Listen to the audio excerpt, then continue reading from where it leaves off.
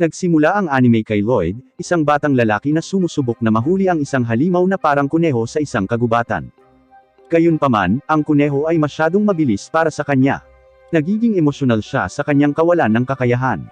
Gayunpaman, madaling nahuli ni Shoma, ang nakatatandang kapatid ni Lloyd ang kuneho. Proud na proud at masaya si Lloyd na makita siya, at pagkatapos ay bumalik sila sa kanilang nayon. Makalipas ang ilang taon, malaki na si Lloyd, nagtungo siya sa syudad at pumasok siya sa isang bahay. Hiniling niya kay Marie, ang may-ari ng bahay, na hayaan siyang manatili hanggang sa siya ay maging isang sundalo. Naasar si Marie at sinabihan siyang umalis kaagad kung hindi ay gagawin niya itong hayop. Magalang na sinabi sa kanya ni Lloyd na galing siya sa kanayunan, at sinabihan siyang pumunta dito. Nainis si Marie at sinabi kay Lloyd na siya ay isang witch, hindi isang innkeeper. Pagkatapos ay tinanong niya ito kung saang nayon siya nanggaling, sagot ni Lloyd na mula sa Kunlun. Nang marinig ito, nagulat si Marie, at tinatanong niya ang pangalan ng punong nayon. Sa sandaling sinabi ni Lloyd kay Marie na Alka ang pangalan, siya ay nagulat at sobrang natatakot. Inilapag ni Lloyd ang bowl ang kristal sa mesa, at mula dito, ang projection ng pinuno ng nayon ng Kunlun ay lumabas. Napaluhod si Marie at binati si Alka. Siya pala ang master ni Marie. Sinabi sa kanya ni Alka, si Lloyd ay isang napakahalagang bata sa kanya, at inutusan niya si Marie na alagaan siya. Si Marie habang pawis na pawis, ay sumang-ayon. Pagkaalis ni Alka, inihagis ni Marie ang kristal sa loob ng wardrobe. Nagalit siya at sumigaw sa kristal na si Alka ay isang matandang loli. Gayunpaman, gaya ng iniutos ay sinabihan niya si Lloyd na gamitin ang silid na ito. Nang makita kung gaano kabait si Lloyd, iniisip ni Marie kung talagang malapit ba siya sa kanyang master. Mula sa wardrobe, dumating si Alka, habang nagulat si Marie at nagtanong kung paano ito posible. Sagot ni Alka, well, gumagana rin ang kristal bilang portal, kaya nagulat si Marie. Bago umalis si Alka, sinabi niya kay Marie na si Lloyd ay isang cute at sweet na bata, at kung maglakas loob siyang gumawa ng kahit ano sa kanya, buong buhay niya ay gagawin niyang palakas si Marie. Kinaumagahan, gumawa ng pancake si Lloyd. Tuwang-tuwa si Marie sa pagkain nito. Tinanong niya kung bakit gusto niyang maging sundalo. Si Lloyd ang pinakamahina sa kanyang nayon. At pagkatapos basahin ang tungkol sa mga bayani sa mga nobela, gusto niyang maging katulad nila. Sinabi sa kanya ni Marie, mula sa combat, written exams, at mga interview, ang combat ang pinakamahalaga. Dismayado si Lloyd sa narinig dahil napakababa ng kanyang stamina. Sinabi niya kay Marie na inabot siya ng 6 na araw upang makarating dito. Kahit ganun, medyo malayo ang Kunlun sa Azami, kaya hindi gaanong masama ang 6 na araw sa pamamagitan ng tren. Itinama ni Lloyd si Marie na hindi siya sumakay ng tren, pumunta siya rito sa pamamagitan ng pagtakbo. Nababaliw na si Marie, at sinasabi sa kanya na ang kanyang stamina ay nakakamanghana.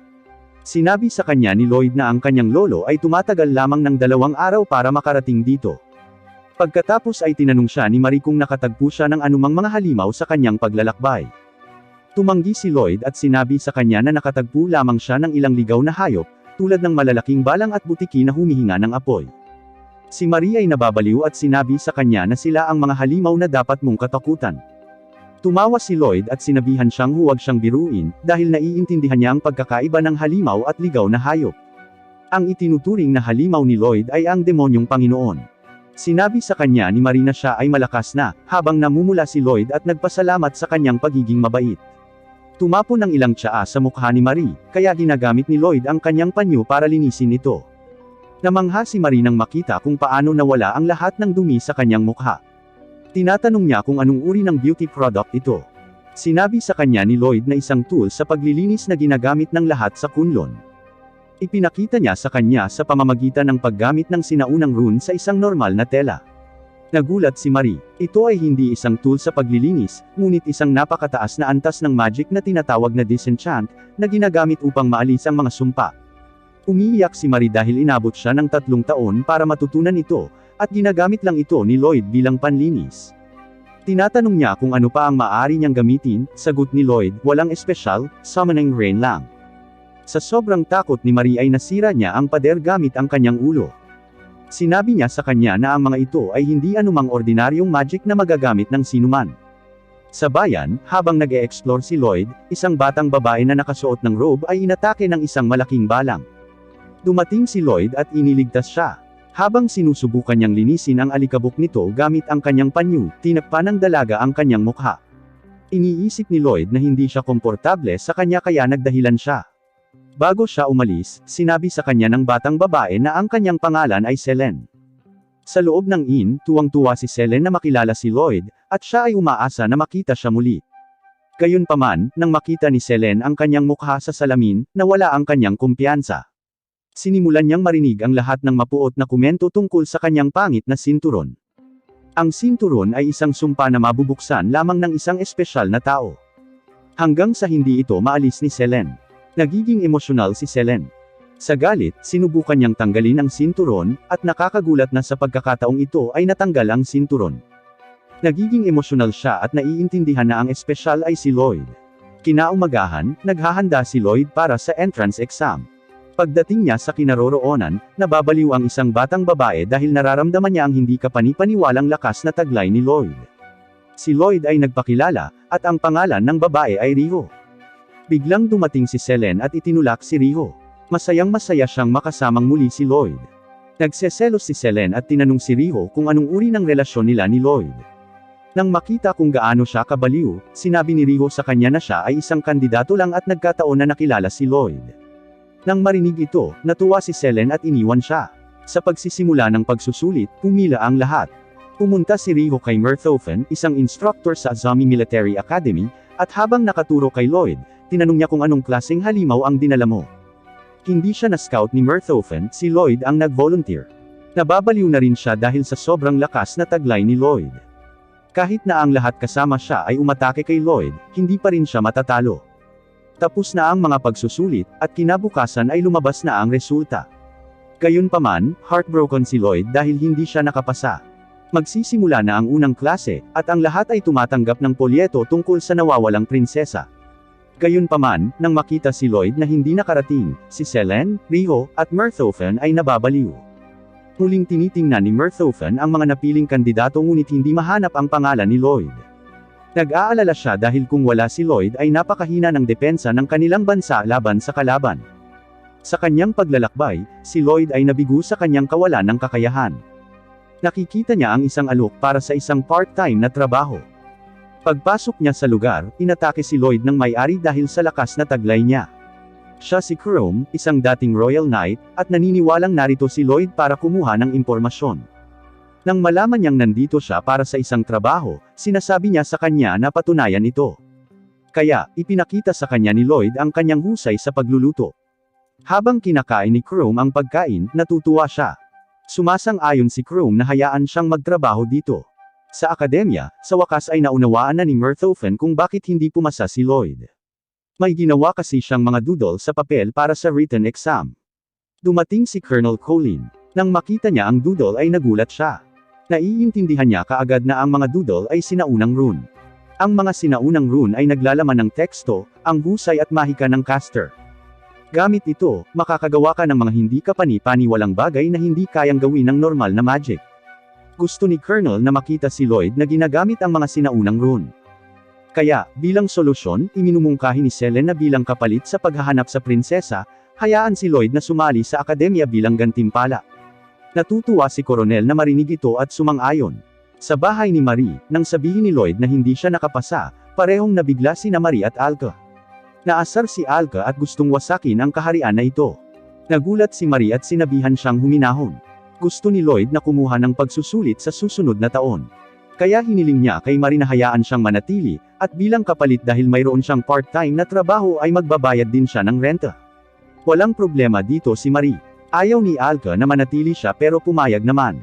Pagkatapos pumunta ni Lloyd sa kwarto niya, tinanong ni Marie si Alka kung bakit hindi niya gamitin ang kanyang kapangyarihan sa pagtulong sa kaharian na ito sa paghahanap ng salarin na nagmamanipula sa hari. Nang walang maliwanag na dahilan, ang hari ay nagdedeklara ng digmaan laban sa Geo Empire. Sinabi ni Alka na ayaw niyang makisali sa mga labanang ito ng tao. Darating lamang siya kapag may banta tulad ng isang demonyong Panginoon o isang mapangwasak na sakuna. Bago umalis, binalaan ni Alka si Marie na huwag idamay si Lloyd sa mga gawain ng tao, o kung hindi, wawasakin niya ang kaharian ng walang alinlangan. Nadismaya si Marie at inihagis ang bowl ang kristal sa balon. Samantala, kumakain sina Merthofen at Riho sa isang restaurant. Laking gulat nila nang makitang nagtatrabaho si Lloyd doon. Tinanong niya si Chrome kung alam niya ang tungkol kay Lloyd. Tinanggihan at sinabi ni Chrome kay Murthofen, na narito si Lloyd para sa part-time na trabaho. Sa labas ng restaurant, napansin ni Lloyd si Marie na pumasok sa isang eskinita. Pagkatapos ng maraming ingay na nagmumula sa maraming tao, pumunta si Lloyd doon upang suriin. Doon, nagtatalo sina Selene at Alan dahil hinugot niya ang lahat ng balahibo sa dibdib ng isang lalaki na nanliligalig sa kanya. Si Alan sa kabilang panig ay ayaw ng anumang gulo, at sinabi kay Selene na maaari niyang sabihin sa ibang tao sa halip na tanggalin ang kanyang buhok. Sa oras na ito ay dumating ang lahat. Nang makitang nandito rin si Lloyd, sinabihan ni Murthofen si Alan na labanan si Lloyd. Gayunpaman, tumanggi si Alan dahil ayaw niyang makasakit ng sinumang inosente. Parehong pinipilit siya ng Coronel at Murthofen dahil gusto nilang masaksihan ang lakas ni Lloyd. Nagkamali si Alan at iniisip na gusto nilang pareho nilang ipakita niya ang kanyang mga kakayahan. Kaya, hinahamon ni Alan si Lloyd. Natarante si Lloyd at sinabi sa kanya na mahina lang siyang bata. Sinabi sa kanya ni Alan na may gusto siyang patunayan at hiniling sa kanya na lumaban. Pumayag naman si Lloyd. Dahil iniisip ni Alan na mas malakas siya, hinayaan niyang tamaan muna siya ni Lloyd sa kanyang mukha bilang isang partida. Parehong, si Murthofen at Riho ay takot at naniniwalang ito na ang katapusan ni Alan. Kaya sinubukan na siyang suntukin ni Lloyd. Gayunpaman bago niya matamaan si Alan, isang malakas na buhawi ang lumitaw at siya ay kinuha ni Marie. Nang makita ang wind magic, mukhang alam na ni Chrome kung sino ito. Binalaan ni Marie si Lloyd na huwag sumali sa mga ganitong uri ng tunggalian, dahil ito ay lubhang mapanganib. Humingi ng tawad si Lloyd at nagpasalamat sa kanyang pagligtas sa kanya, o kung hindi, nasaktan siya. Nang makita siyang nagpasalamat sa kanya, na nosebleed si Marie. Maya-maya ay dumating si Chrome at sinabihan si Lloyd na bumalik sa restaurant para asikasuhin ito. Pagkaalis ni Lloyd, binati niya si Marie at natutuwa siyang makita siya. Si Marie pala ang nawawalang prinsesa. Matapos makita ang hari na kinokontrol ng isang tao, umalis siya upang maghanap ng impormasyon tungkol sa kanya. Pagkatapos niyang mawala ay nagbitiw si Chrome at nanatiling mababang profile bilang may-ari ng restaurant. Tinanong niya si Marie kung bakit siya nandito. Hinihintay ni Marie na gumawa ng hakbang ang salarin sa darating na International Summit, at tinitiyak kay Chrome na magiging maayos ang lahat. Sa akademya, gaya ng dati, nagsusumikap si Murthofen para maghanda laban sa Jiu Kingdom. Tinanong siya ng koronel kung bakit siya seryoso tungkol dito. Sinabi sa kanya ni Murthofen noong bata pa siya, inatake ng kaharian ng Jiu ang kanyang nayon na nagugutom na dahil sa kaunting supply. At sa kabila noon, kinuha nila ang lahat ng maliliit na supply na mayroon sila. Ayaw niyang mangyari ito sa sinuman at iyon ang dahilan kung bakit gustong makasigurado na ibibigay niya ang kanyang makakaya. Upang mahanap ang impormasyon tungkol sa nawawalang prinsesa, sina Selene at Riho ay pumunta sa bahay ni Marie dahil siya ay isang mangkukulam at maraming nalalaman. Gayunpaman, nang makitang nakatira si Lloyd dito, si Selene ay nagpapanik at nag-iisip kung ang mangkukulam ay asawa ni Lloyd. Pagkarating ni Marie, tinanong nila siya tungkol sa kinaroroonan ng prinsesa. Nang makita ni Riho si Marie, nagtataka si Riho kung nakita na ba niya siya noon. Sinabi ni Marie sa kanila na hindi siya nakikipagdeal sa pag-alam tungkol sa mga nawawalang lokasyon ng mga tao. Alam nilang witch siya kaya siguradong may alam siya. Sinabi sa kanya ni Riho na kung mahanap ang nawawalang prinsesa, kung gayon bilang gantimpala, maaaring pumasok si Lloyd sa akademya. Bilang kapalit sa pagsasabi sa kanila tungkol sa prinsesa, sinabi ni Marie sa kanila na gusto niyang maghanap sila ng ilang impormasyon tungkol sa hari, at pumayag sila. Pagkatapos marinig ang usapan nila, gusto silang tulungan ni Lloyd. Gayunpaman, diretsyong sinabi sa kanya ni Marie na hindi niya kailangan ng isang mahinang katulad niya. Disappointed na naiintindihan ni Lloyd at pumunta sa kanyang kwarto. Parehong nagtatanong sina Riho at Selene, bakit mo nasabi iyon? Ipinaliwanag ni Marie na si Lloyd ay mula sa isang nayon na tinatawag na Kunlun. Ito ay isang nayon na tinitirahan ng mga inapo ng mga sinaunang mandirigma na nagtatag sa nayon bilang isang lugar upang manirahan sa natitirang bahagi ng kanilang buhay. At ang kasalukuyang punong nayon, si Alka ay nagsabi sa kanya na huwag isali si Lloyd sa alinman sa mga salungatan sa kaharian. O kung hindi, wawasakin niya ang kahariang ito ng walang alinlangan, at mananatiling hindi matutupad ang pangarap ni Lloyd na maging sundalo. At tungkol sa nawawalang prinsesa, ibinunyag ni Marie na siya ang kanilang hinahanap. Naghahanap siya ng mga pahiwatig at nalaman na may isang tao sa kastilyo na gustong mamatay siya. Gusto niyang lumabas sila at maghanap ng detalye tungkol dito, at nagkasundo silang dalawa. Kinagabihan, habang nasa bubong si Marie na nag-iisip, dumating si Alka mula sa likuran. Basang-basa siya sa tubig dahil itinapon ni Marie ang kristal sa balon. Gayunpaman, hindi siya galit dahil alam niyang tinutupad ni Marie ang kanyang pangako na iiwas si Lloyd sa mga salungatan, at para pasayahin siya, narito siya para makipag-date sa kanya. Nakakuha sina Riho at Selen ng impormasyon hinggil sa taong nasa likod ng lahat ng ito. Sa gabi, sinusubukan ni Alka ang kanyang makakaya upang pasayahin si Lloyd sa pamamagitan ng paglalaro ng iba't ibang mga laro. Ngunit biglang lumitaw ang maraming malalaking balang. Sa kastilyo, dumating ang lahat, at nalaman na ang salarin sa likod ng lahat ng ito ay si Mirthofen. Habang sinusubukan niyang ipagmalaki ang kanyang tagumpay sa pagmamanipula, pinatalsik siya ng hari. Hindi pala na-control ni Mirthofen ang hari, tumulong lamang siya sa pagpapakawala ng selyo. Ang katawan ng hari ay ginamit ng Demon Lord na si Abaddon. Pagkatapos, si Mirthofen ay binago sa isang halimaw, at inatake sila. Nakipaglaban si Marie sa hari, habang ang iba ay nakikipaglaban kay Mirthofen. Pero kahit buong lakas, natalo si Marie, at binali ng hari ang kanyang daliri. Nang makitang mamamatay na siya sa harap ng kanyang mga mata, naging emosyonal si Marie dahil hindi man lang siya nakahingi ng tawad kay Lloyd sa kanyang kabastusan. Samantala, tinatalo ni Lloyd ang bawat balang sa isang pitik ng daliri, at nagtataka siya, nasaan ang halimaw na tinatakbuhan ng lahat.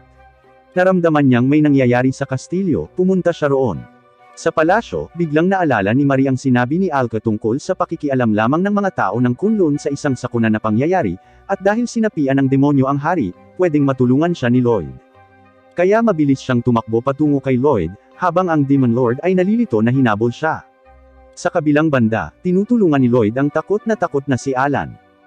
Laking gulat niya nang makita kung gaano kalakas si Lloyd.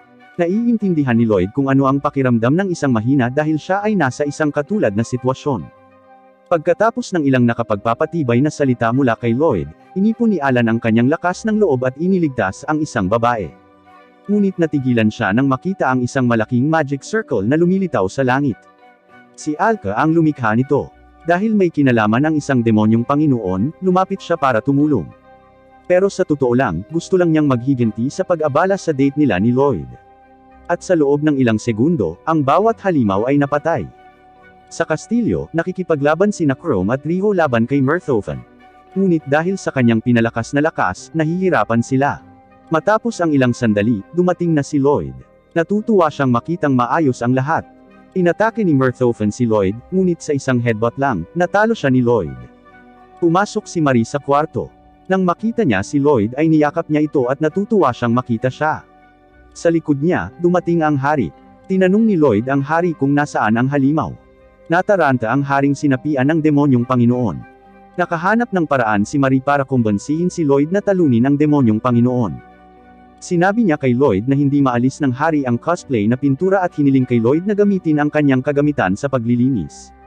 Sa pag-unawa sa sitwasyon, nililinas ni Lloyd ang mukha ng hari gamit ang sinaunang rune. Gamit ang kapangyarihang alisin ang lahat ng sumpa, ang Panginoon ng demonyo ay nawala sa katawan ng hari.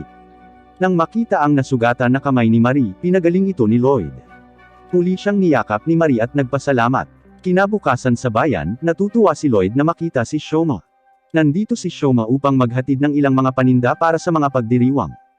Binati niya si Lloyd sa pagtalo niya kay Abaddon, ang demonyong Panginoon. Pero hindi maintindihan ni Lloyd ang sinasabi ni Shoma. Maya-maya lang, tumakbo si Alka papunta kay Lloyd. Binigyan siya nito ng chocolate banana. Sinabi ni Lloyd kay Alka na pumunta si Shoma dito ngunit nang tumingin siya sa ibang direksyon, wala na si Shoma. Mukhang medyo nag-aalala si Alka nang malaman niyang nandito si Shoma. Sa akademya, nagboluntaryo si Chrome na magtrabaho sa akademya pagkatapos ng nangyari kay Mirthofen. Hindi alam ni Colonel kung ano ang nangyari kay Mirthofen, tinanong niya si Chrome. Sinabi niya na pinadala siya ng hari sa isang mahalagang gawain na malayo sa kaharian. Nakita natin na si Mirthofen ay nasa Kunlun sa ilalim ng pangangasiwa ni Alka na nagbabayad para sa kanyang masamang plano. Sa bahay ni Marie, tinanong ni Alka si Marie kung bakit hindi siya nakabalik sa kaharian. Sumagot si Marie na dahil bumalik na sa normal ang hari ay hindi na kailangan, at naging komportable na siyang mamuhay ng ganito at ayaw na niyang bumalik sa pagiging prinsesa. Nang makita si Lloyd na naka-uniforme ay natulala sina Alka at Marie. Maya-maya, dumating sina Selen at Riho. Pero mukhang hindi gusto ni Riho at Alka ang isa't isa dahil pareho silang may affection kay Lloyd. Habang sinusubukang i-spell siya ni Alka, na-block siya ng sinturon. Namangha si Alka nang makita, ang balat ng banal na hayop na si Vritter, ay na kay Selen. Ito ay isang maalamat na artifact mula sa nayon ng Kunlun na nagpoprotekta sa tagapagsuot nito mula sa lahat ng uri ng kasamaan. Dumating din si Alan at nagpasalamat muli kay Lloyd sa pagtulong sa kanya noong isang araw. Papunta silang lahat sa academy. Sa akademya pagkatapos ng nakakapagod na pagsasanay, lahat ay pagod maliban kay Lloyd. Sinasabi ng koronel sa lahat ang tungkol sa isang inter-academy competition.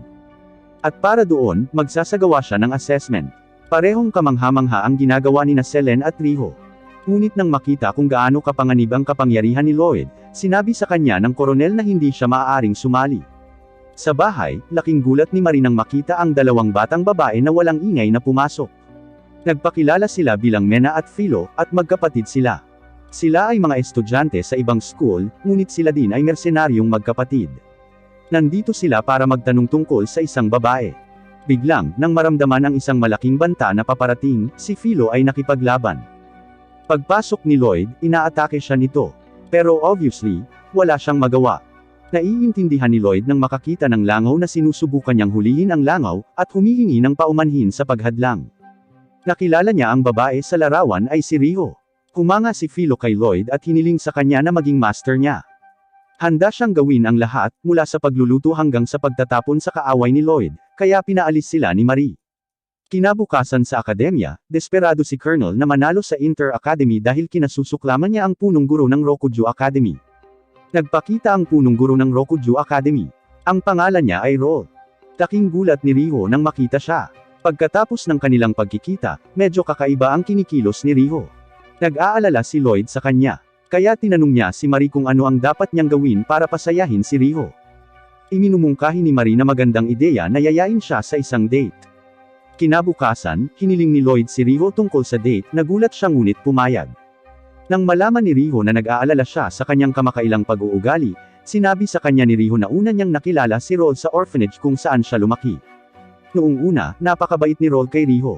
Itinuro pa niya ang kanyang magic.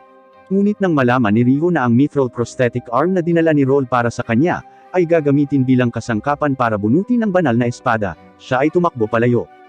Ang braso ng mithril ay kayang sumipsip sa mahika ng sinumang humipo dito gamit ang kamay, at kaya naman ninais ni Roll na ipasuot ito kay Riho para ma-absorb ng braso ang lahat ng magic power at bilang kapalit sa buhay ni Riho, mabubunot ni Roll ang banal na espada.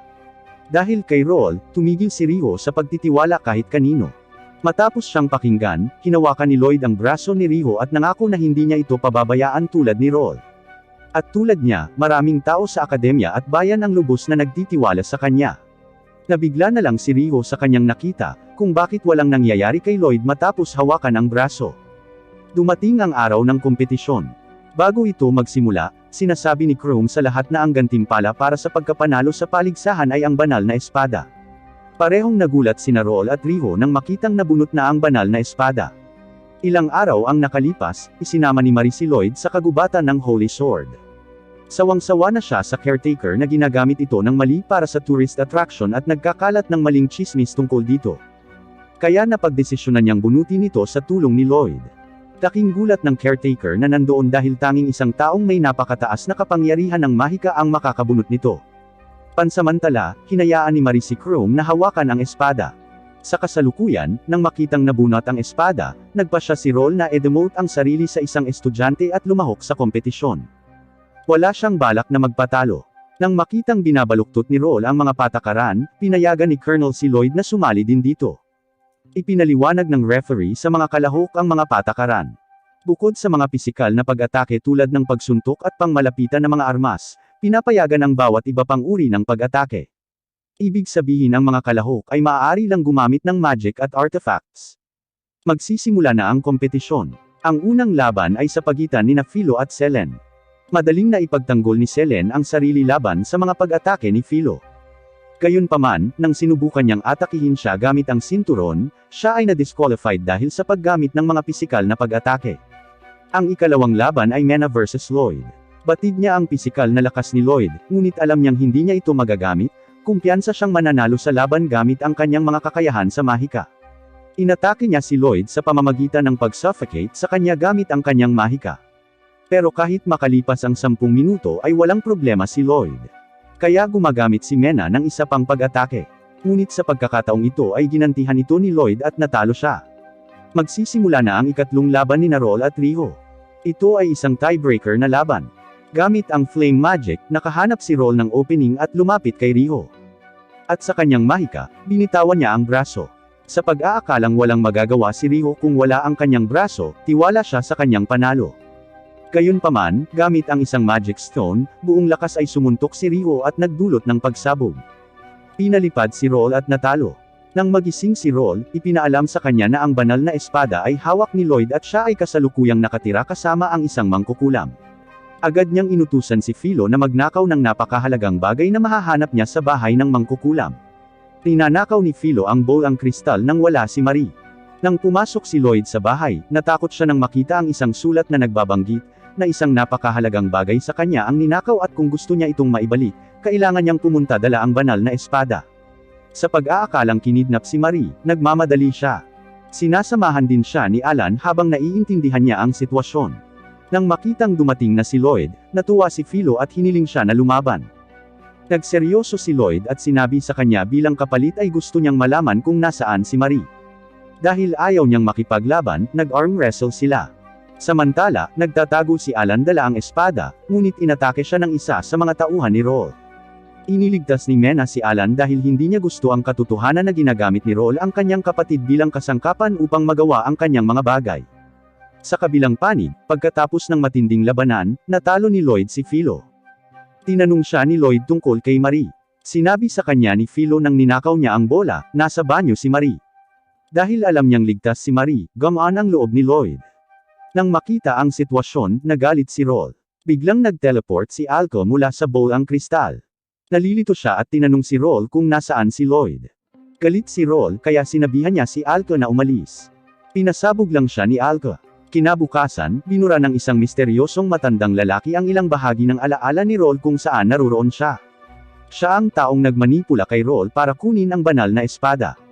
Pero dahil mahirap na itong nakawin ngayon dahil nakatago ang espada sa loob ng kaban ng bansa, handa siyang patayin maging si Alco. Magsisimula na bukas ang summer vacation at nalulungkot si Sela nang malaman niyang hindi niya dito makakasama si Lloyd dahil pinatawag siya ng kanyang ama para sa isang mahalagang kaganapan. Kaya nag-aalangan na tinanong ni Riho si Lloyd kung gugugol ba niya ang oras sa kanya. Tumanggi si Lloyd na pumunta dahil kailangan niyang gumawa ng part-time na trabaho sa isang malaking hotel na inirekomenda ni Chrome dahil ito ay makakatulong sa kanyang karanasan. Dumating din si Alan at nagsimulang magyabang na gusto sana niyang sumama kay Lloyd ngunit ipinatawag siya ng kanyang ama para sa isang potensyal na alok na kasal. Kinaladkad si Lloyd, pareho sina Riho, at Selen na naiinis na umalis.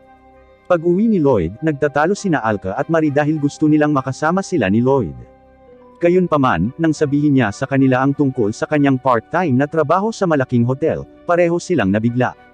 Sa sandaling makarating na si Lloyd sa hotel, naramdaman ng may-ari ang isang mapanganib na banta na paparating. Nang malaman niyang ito ang bagong part-time na manggagawang sinabi sa kanya ni Chrome, gumaan ang loob niya. Ang pangalan niya ay Koba, at siya ay isang dating pinuno ng Royal Guard. Sa kanilang paglalakad, sinabi niya na dahil sumikat ang hotel, kailangan niya ng mas maraming part-time na manggagawa. Sinabi rin niya sa kanya ang tungkol sa mga kakaibang insidente na nangyayari, kung saan ang mga individual ay natagpuan sa isang estado ng pagkawala ng malay. Nag-aalala si Lloyd sa narinig. Ipinakilala siya ni Koba kay Kikyo, siya ang magiging senior ni Lloyd. Nang umalis si Koba, sinabihan niya si Lloyd na simulan ang paglilinis ng mag-isa dahil makakatulong ito sa pagtitiis ng mga paghihirap at bumuo ng isang matibay na relasyon sa mga senior na manggagawa. Bago siya matapos ay naglinis na si Lloyd. Natigilan si Kikyo. Habang nililinas ni Lloyd ang kisame, natigilan siya nang makita ang kanyang mga supernatural na kakayahan. Sa kanyang daan patungo sa mas maraming trabaho, ipinaliwanag ni Koba na may darating na espesyal na panauhin ngayon. Dahil maharlika siya, gaano man siya masungit, dapat ay ngumiti lang. Ang kanyang pangalan ay Lord Threanin. Habang pinagmamasdan niya ang kagandahan ng kagubatan ng Cyprus, nag-ambala siya ng kanyang sekretarya. Masungit na sinabihan siya ni Lord Threanin na lumayas. Nagsimulang magkasundo sina Lloyd at Lord Threanin dahil pareho silang interesado sa paghanga sa kagandahan ng Cypress Forest. Nang makitang nagustuhan ni Lord Threanin si Lloyd, tuwang-tuwa si Koba. Sa gabi, iniulat ni Lord Threanin ang tungkol sa mga kamakailang biktima ni Kikyo. Isa siyang espiya na nagtatrabaho para sa kanya, at hinihinalang may illegal na pagtatanim ng Trent ang nangyayari sa paligid ng lugar na ito. Nakakuha si Lord Threanin ng ilang impormasyon tungkol sa isang lokal na Panginoon na kumikita sa pamamagitan ng pagbili ng mga trend at pagbibenta ng tabla na nagmumula rito. Nais ng lokal na Panginoon na maghanap ng isang panukalang kasal para sa kanyang anak na babae, at bilang bitag para makakuha ng impormasyon, gagamitin ni Lord Threanin ang pagkakataong ito. Sinabi rin niya na ang isang trend sapling na kilala rin bilang Demon Lord Seedling ay ninakaw mula sa isang monster research laboratory. Usap-usapan na may naglalakbay na mga ngalakal ang nagdala dito. At sa paggamit nito, ang pisikal na lakas ng host ay lubhang pinahusay. Matapos pakinggan ang mga katangian, sinabi sa kanya ni Kikyo ang tungkol kay Lloyd. Matapos makita ang interes ni Lloyd sa kagubatan, sinabihan ni Lord Threanin si Kikyo na imbestigahan siya. Binibigyan niya siya ng gamot at sinabihan siyang kuskusin o ihalo ito sa kanyang pagkain. At gamit ito, ang trend ay mapapatalsik sa kanyang katawan. Habang naghihiwa ng gulay si Lloyd, binibigyan siya ni Kikyo ng tsaa na hinaluan ng gamot. Ngunit bago uminom si Lloyd, pumasok si Koba at sinabihan si Lloyd na magpahinga. Nang makita si Kikyo na nagpapabaya sa trabaho at umiinom ng tsaa, kinuha niya ito sa kanya at ininom. Ngunit ang lasa ay napakakaiba.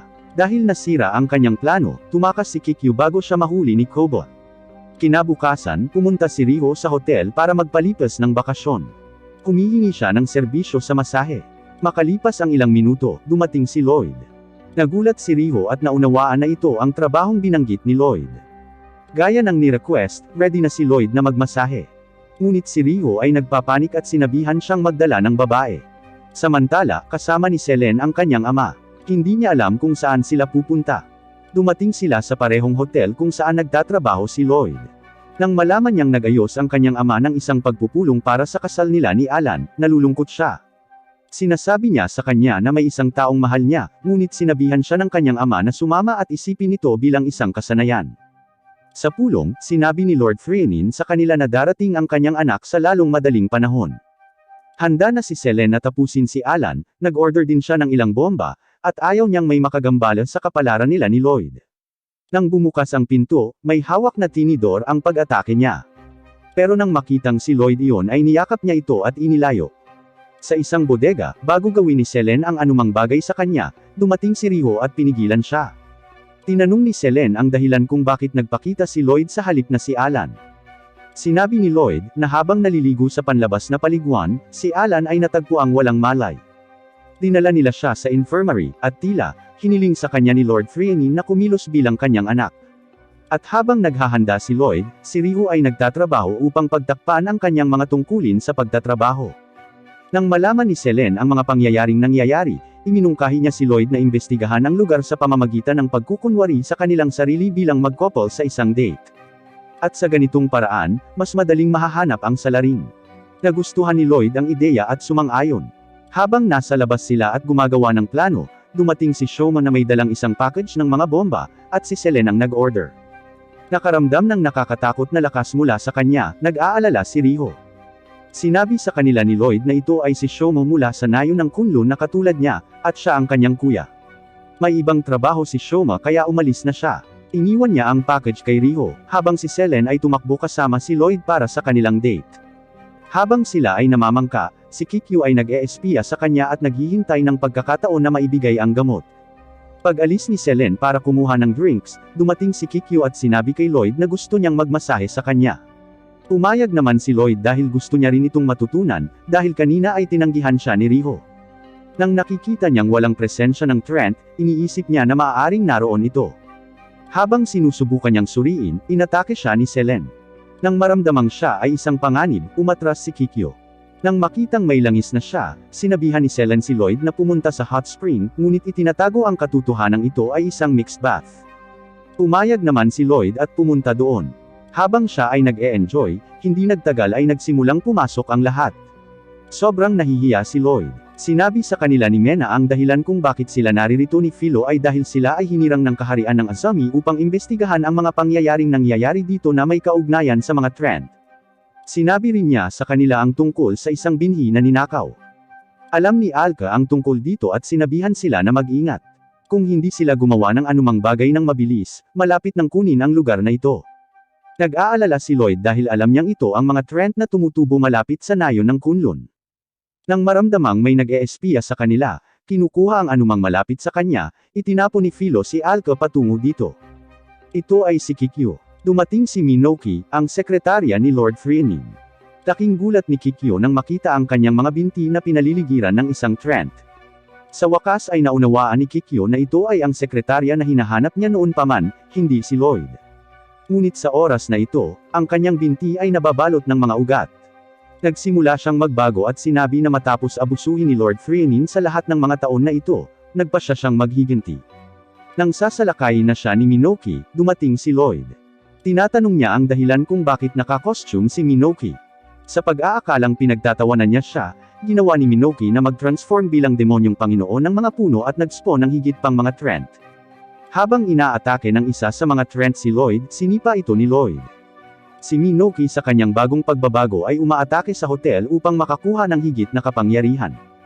Naalarma ang lahat nang makita siyang paparating. Sa hotel, laking gulat ni Lord Freening nang malaman na ang kanyang sekretarya ang ilegal na nakikipagkalakalan gamit ang kanyang pangalan sa ama ni Selene. Pagkatapos, para maghiganti, inatake ni Minoki si Lord Freening, ngunit sa tamang oras ay dumating sina Selene at Philo. Sinipa ni Philo si Minoki dahil pinapawalang bisa niya ang kanilang mga magic attack. Sina Philo at Mena ay nahuli ni Minoki, at para palayain sila, sinimulan ni Alan at Riho na ihagis ang mga bomba na inorder ni Selene kanina. Pagkatapos nilang palayain, pinagyelo siya ni Riho at Mena. Ngunit nagagawa pa rin niyang salakayin ang mga ito dahil buhay pa ang kanyang core. Dahil sa paghina ng gusali, isang konkretong bato ang malapit ng mahulog kay Selene. Ngunit sa tamang panahon, iniligtas siya ng kanyang ama. Ngunit sa kasamaang palad, siya ay naipit sa ilalim nito. Sinubukan ni Selene na iligtas siya, ngunit mas maraming konkretong bato ang nahuhulog. Buti na lang at dumating si Lloyd at iniligtas sila. Sa wakas ay naunawaan ni Lloyd na ito ay hindi isang kasuotan kundi isang tunay na halimaw. Kaya para talunin siya, sinabihan ni Marie si Lloyd na atakehin ang kanyang core. Nang makakita ng halimaw sa harapan, medyo kinakabahan si Lloyd. Iniiwasan niya ang bawat spike at inilabas ang core. Pagkatapos niyang durugan, bumalik sa normal si Minoki. Masaya si Lloyd dahil first time niyang matalo ang isang halimaw. Sa kagubatan, si Alka ay nakulong sa isang magic circle ni Shoma. Napag-alaman na siya ang naghatid ng mga binhi ng demonyo kay Minoki. Galit na galit si Alka pero bago siya gumawa ng anuman ay umalis na si Shoma. Kinabukasan ay umuwi na ang lahat sa kani-kanilang tahanan. Kinabukasan, dinala ni Shoma ang isang sundalo mula sa Azami Academy sa misteryosong lalaking nakita natin kanina. Matapos nakawin ng isang lalaki ang kanyang minamahal, gusto niyang maghiganti. Kaya sinabi ng matanda kay Shoma na ibigay sa kanya ang mga gamot. Ang isa dito ay ang Trent Medicine at ang isa ay ang gamot ni Abaddon. Walang pag-aaksaya ng oras, sabay-sabay na iniinom ng dalaga ang dalawang gamot. Sa lalong madaling panahon pagkatapos ubusin ito, siya ay nagbabago at nakakaramdam ng isang malaking daloy ng kapangyarihan sa loob niya. Kinabukasan ng umaga, pagkatapos ng kahilingan ng hari, si Lloyd at ang kanyang mga kaklase ay binigyan ng misyon na talunin ang isang halimaw sa kalapit na dungeon. Sa kastilyo, sinabi ng koronel sa lahat ang lokasyon ng higanting ahas. At sakaling magkaroon ng panganib, sa tabi niya, ang hukbo ay naruroon din malapit sa dungeon. Sa kabilang banda, nakikita natin ang misteryosong lalaki na nagpaplanong patayin ang higanting ahas ng mag-isa dahil sa ilang kadahilanan. Alam ni Alka ang binabalak ng misteryosong lalaki. Kaya't dahil alam niyang may malapit na dungeon, dinala niya si Marie. Sa labas ng dungeon, si Lloyd kasama ang iba ay pumasok sa dungeon. Ngunit nakarinig ng malaking ingay, tumakbo si Lloyd papunta dito. Dumating ang ingay pagkatapos na sirain ni Alka at Marie ang kisame. Nagpapatuloy si Alka sa pamamagitan ng pagsira sa mga pader. Pagkapasok sa isa sa mga silid, laking gulat ni Marie nang makita si Mike Ona na napapaligiran ng Trent. Nang makita si Marie, natuwa si Mike Ona. Tinanong ni Marie kung paano siya napunta dito. Ipinaliwanag ni Mike Ona na gusto niyang maghiganti matapos na may magnakaw ng kanyang minamahal. Laking gulat ni Marie nang malaman niyang ang nagnakaw ng kanyang minamahal ay si Lloyd. Nagalit si Mike Ona kay Lloyd dahil nakita niya itong nakatira sa bahay ni Marie. Tinanong ni Marie si Mike Ona ng pangalan ng kanyang mahal, ngunit ayaw niyang sumagot dahil nahihiya si Mike Ona na sabihin na siya yon. Binalot niya si Marie gamit ang mga tentacles. Nagsisimula ng matakot si Marie. Sa sandaling iyon, gumawa ng kanyang entry si Lloyd. Nang makita si Lloyd, si Mike Ona ay nasa sabik at nag-transform. Sinimulan niyang salakayin siya ngunit madaling ipagtanggol ni Lloyd. Gamit ang kanyang pinalakas na kapangyarihan, sinipa niya at kinaladkad si Lloyd sa pader, ngunit madali siyang itinapon ni Lloyd. Habang inaatake niya si Lloyd, pumasok sa kwarto sina Selen, Riho, at Philo. Nang makakita ng pagkakataon, inatake sila ni Mike Ona, ngunit ipinagtanggol sila ni Lloyd at sinalo ang pag-atake. Natatawa si Mike Ona dahil sinalo niya ang pag-atake para lang iligtas ang mga kaawa-awang kaibigan. Nagalit si Lloyd pagkarinig nito. Sinasabi niya na dahil sa kanila, nakaabot siya hanggang dito. Nasa isang matinding labanan sila. Matapos palayain si Marie mula sa mga tentacles, gumuho ang sahig at lahat ay nahulog. Habang inaatake ni Mike Ona si Lloyd gamit ang mga tentacles, hinawakan niya ang mga ito habang umiikot si Lloyd at itinapon siya. Dahil sa sobrang ingay, nagising ang higanting ahas. Nang makita ang laban, binabati niya si Lloyd. Pero hindi siya maalala ni Lloyd. Ipinakilala niya ang kanyang sarili bilang Vritra. Siya ang Guardian Beast na naglilingkod sa Kunlun. Pinoprotektahan din niya ang mga mahiwagang selyo kasama ang pagpapanatili ng mga kapangyarihan ni Alka. Ngunit nagalit siya dahil, sa tulong ng Excalibur, ginagamit ni Alka ang kanyang balat para gumawa ng apron at iba pang walang kwentang bagay. At pagkatapos niyang magprotesta laban sa pang-aabuso, itinapon siya rito. Nagtataka si Marie kung sino ang nagbigay ng Trent kay Mike Ona. Tumitaw ang matandang misteryosong lalaki at sinabing siya ang nagbigay ng Trent. Tumitaw din si Alka at nalaman natin ang pangalan ng matanda ay So. Gamit ang pagkakataon, nagtungo si So sa ibabaw ni Vritra, inilabas niya ang core at dinurog. Nagsisimula siyang tumawa dahil wala na si Vritra ngayon, wala na ang kapangyarihan ni Alka. Inaatake siya ng galit na si Alka. Si So ay nalilito at nagtatanong kung paano ito posible. Maging si Alka ay hindi alam ang dahilan. Ang dahilan kung bakit nagagamit ni Alka ang kanyang kapangyarihan ay kahit na wala na ang pangunahing katawan ni Vritra, buhay pa rin si Vritra sa loob ng sinturong suot ni Selen. Matapos gawin ito ni Alka mula sa kanyang kaliskis, ilang bahagi ng kanyang espiritu ang naninirahan sa loob nito. Nang makitang nabigo ang kanyang plano, bago umatras ay binalaan ni So si Alka na tatanggalin niya ang barrier ng Kunlun at pakakawalan ang last dungeon. Sa lalong madaling panahon ang dungeon ay nagsimulang gumuho, at walang paraan upang makatakas sa pamamagitan ng normal na paraan. Lahat ay nakatakas sa tulong ng kristal ni Alka. Sa tahanan ni Marie, sinabi ni Alka sa lahat na dadalhin niya ang lahat sa nayo ng Kunlun. Kinabukasan, tulad ng binalak, lahat ay nagtipon upang bisitahin ang Kunlun Village. Tinanong ni Marie si Chrome tungkol kina Alan at Mena. Ipinaliwanag niya na pagkatapos makatanggap ng alok ang hari para sa isang exhibition match mula sa Geo Kingdom, pinasoli niya si Alan dito. At habang siya ay nagsasanay para dito, si Mena ang nag-aalaga sa kanya. Sa harap ng portal, ipinakilala tayo kay Yog, isang Dwarven royalty. Siya ay higit sa 100 taong gulang at hiniling ni Alka na buhayin si Vritra. Ang lahat ay pumapasok sa nayo ng Kunlun. Natutuwa silang makita kung gaano ito kaganda. Sa loob nito, si Philo, Riho, at Chrome ay nababaliw dahil sa napakalaking lakas na taglay ng lahat. Maging ang kanilang paraan ng paglalakbay ay nakakabaliw. Matapos mahuli ang isang halimaw na pirana ng lolo ni Lloyd na si Pirid, masaya na makitang bumalik si Lloyd. Sa harap ng bahay ni Alka, tinanong siya ni Colonel tungkol kay Merthofen. Sinabi sa kanya ni Alka na nasa bukid siya. Parehong nagulat si Chrome at Colonel nang makita siyang nakasuot ng kakaibang damit. Namumula si Colonel nang makita si Merthofen sa ganitong damit. Tinanong siya ni Chrome kung kailan niya balak bumalik sa Azami. Sumagot si Merthofen na kahit na siya ay minamanipula, ang katotohanang siya ay nakipagsabwatan sa pagtatangka ng isang kudeta ay nagkasala sa kanya, at ayaw na niyang bumalik. Gustong-gusto niya ang buhay na ito sa pagsasaka at naging masaya sa mga pananim na kanyang itinatanim. Pareho nilang nirerespeto ang desisyon niya. Si Riho ay hinahabol ng isang dragon.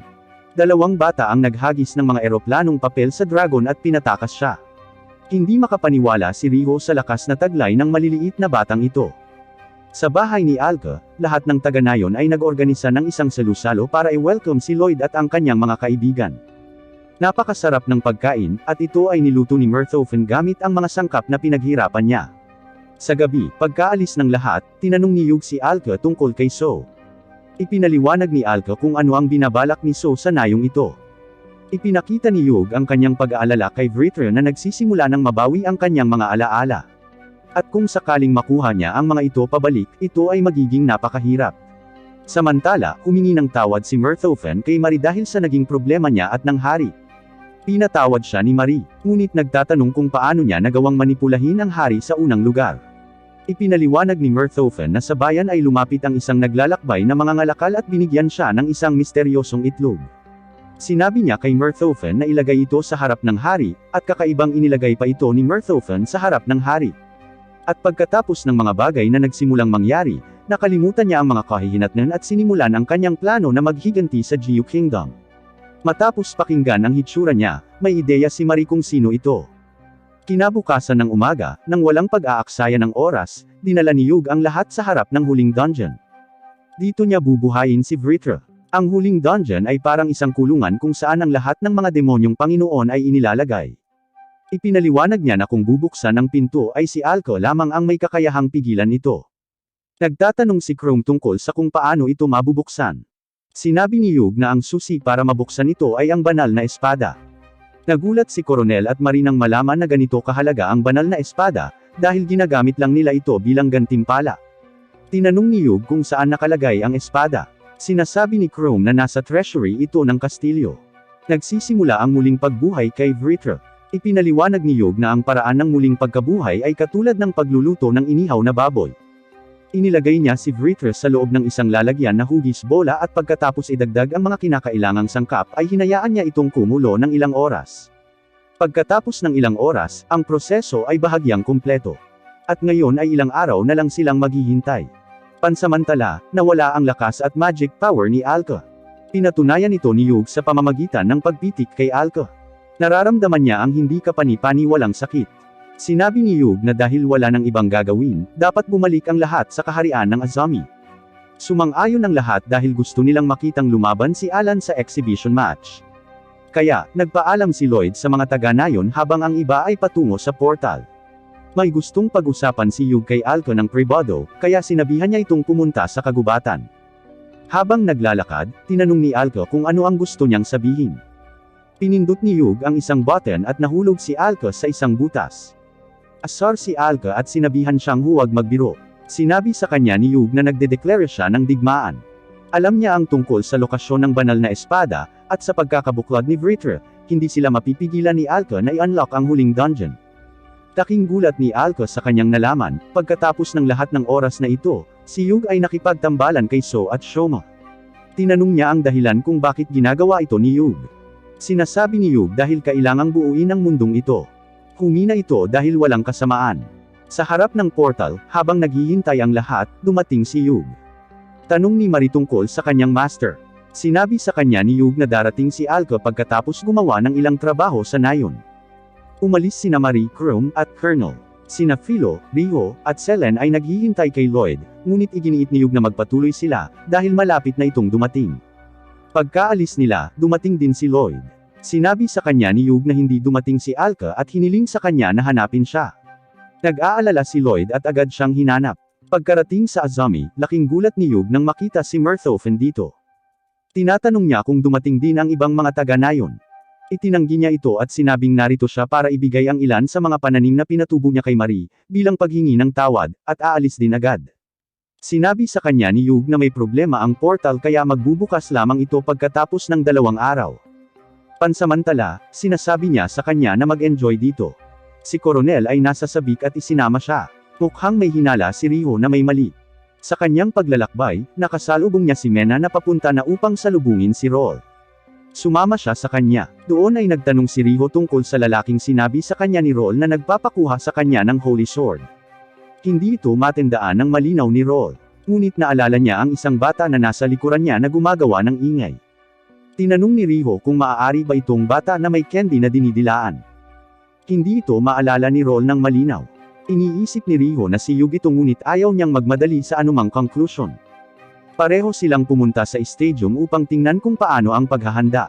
Doon, sinabi sa kanila ni Chrome ang tungkol sa mga hari ng Azami at malapit nang dumating si Jiu upang suriin ang mga paghahanda.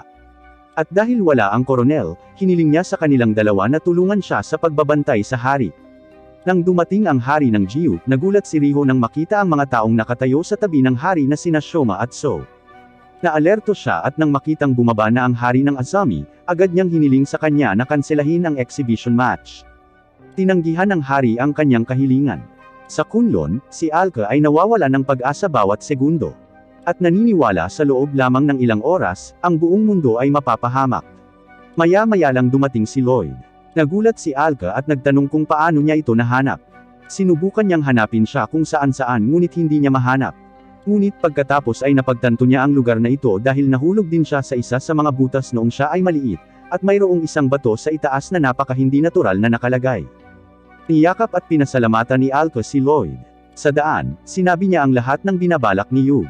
Dahil gabi na at nawasak ang portal, ang tanging paraan para maabot ang Azami sa lalong madaling panahon ay gamit ang magic cannon.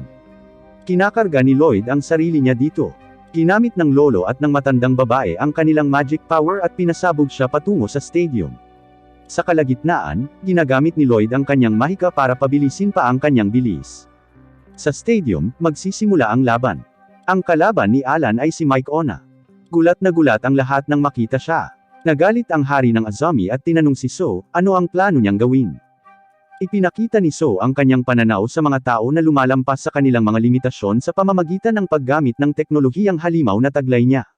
Nag-aalok si So ng deal, at hiniling sa hari ng Azami na sumama sa kanila. Sa paggamit ng yaman at resources na mayroon ang Azami, magagawa nilang mamuno sa mundo.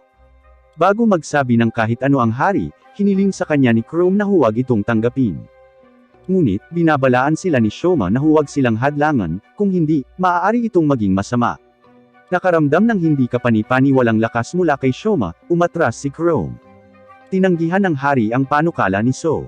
Pagkatapos ng nangyari sa kanya, ayaw niyang masangkot muli ang kanyang mga tao sa mga halimaw. Umiti si So at sinabihan si Yug na simulan ang Plan B. Sa sandaling magsimulang kumilos si Yug, napapalibutan siya. Alam nila kung ano ang balak ni Yug at haad lang sila sa kanyang masamang plano. Tumawa si Yug at pinakawalan ang mga balang ni Abaddon. Inatake ni Mirthofen si Shoma sa kanyang damit pang-agrikultura. Habang umaatake si Mirthofen, iniiwasan sila ni Shoma at umatras. Si Shoma gamit ang kanyang nakakabaliw na bilis ay nag-teleport sa harap ni Mirthofen at pinasabog siya. Sinabi niya sa kanya na manatili doon at huwag magdulot ng anumang pagkagambala. Habang sinusubukang umatake ni Mike Ona, sinipa siya ni Philo. Sa kabilang panig, pagkatapos talunin si Chrome at Mena, hinihiling ni So ang hari tungkol sa lokasyon ng banal na espada. Pero sakto, dumating si Alan at pinutol ang braso ni So. Gayunpaman, ang nakahiwalay na braso ay automatikong nakakabit sa sarili nito. Gulat na gulat ang lahat. Noong unang panahon ng ang mundo ay nasa kaguluhan, gamit ang mga sinaunang rune, nilikha siya ni Alka upang maging tagapagligtas. At pagkatapos na iligtas ang mundo, si So ay dapat maglaho ngunit hindi magawa dahil siya ay walang kamatayan. Sa mga bagay na nagiging mapayapa araw-araw, nagsisimula siyang mawalan ng layunin. Gusto niyang maglaho ngunit hindi niya magawa dahil walang kasamaan. Kaya natagpuan ang kanyang ibang layunin. Ito ay upang patayin si Alka at magdala ng kaguluhan sa mundong ito. Pagkatapos nito kapag natalo siya ng isang bayani, maaari na siyang maglaho ng tuluyan. Tinanong ng hari kung sino ang tiyak na bayani. Kaya si So ay sumagot, si Lloyd Belladonna. Maya-maya lang dumating si Lloyd. Laking gulat ni Yug nang makita siya dito. Sinabihan siya ni Lloyd na ibalik si Vritra. Tumawa si Yug at sinabihan siyang kunin kung kaya niya. Inihagis ni Lloyd ang isang malaking bato patungo sa kanya, dahilan para mahulog siya sa balang. Tumapag si Yug, at nag-summon ng isang dambuhalang golem. Natatakot si Lloyd na makakita ng halimaw sa kanyang harapan, ngunit naiintindihan niya na kailangan nitong talunin. Inilagay ng golem si Mike Ona sa core nito at sinimulang salakayin si Lloyd. Nagagawang pigilan ni Lloyd ang kanyang mga pag-atake. Ngunit nang sirain ni Lloyd ang kanyang mga paa, ang golem ay maaaring mag-regenerate.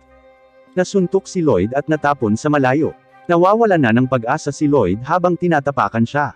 Ngunit sa sandaling iyon ay dumating si Mirthofen at ipinagtanggol si Lloyd. Nang makitang ibinibigay ni Mirthofen ang kanyang makakaya, tumayo si Lloyd. Gamit ang lahat ng kanyang pisikal na lakas at magic power, umiikot si Lloyd at itinapon ang golem sa langit. Gamit ang kanyang special move arrow, natalo ni Lloyd ang golem. Nagulat si Yug nang makitang natalo ang kanyang ultimate weapon. Gamit ang pagkakataong ito, kinuha ni Selen si Vritra sa bulsa ni Yug. Sinimula ni Selen na i-blackmail si Vritra na kung hindi siya babalik ay gabi-gabi sa loob ng isang oras sasabihin ito sa kanya kung gaano niya kamahal si Lloyd. Sinabi sa kanya ni Yug na hindi ito gagana. Ngunit ang nakakagulat, si Vritra ay nag-unseal sa sarili. Hindi makapaniwala si Yug kung paano ito naging posible. Di nagtagal, lumilitaw ang isang napakalaking magic circle sa kalangitan. Ang malalaking bato ay umuulan sa mga balang. Kasama nito, dumating si Alka. Takot na takot si Yug na makita siya. Nang makitang naibalik na ang kapangyarihan ni Alka, habang bitbit si Yug, sina So at Shoma bago umalis, ay sinabi sa kanya na malapit na ang araw na bubuksan nila ang huling dungeon. Kinabukasan, sa kastilyo ay ginagantimpalaan ng hari si Alan para sa kanyang katapangan. At bumalik na sa normal ang lahat. Gayunpaman, ito ay sa ngayon lang, habang ang huling dungeon ay hindi pa na-unlock. Dito nagtatapos ang Season 1 ng anime na ito. Mag-like at mag-subscribe para lagi kang updated sa bagong videos.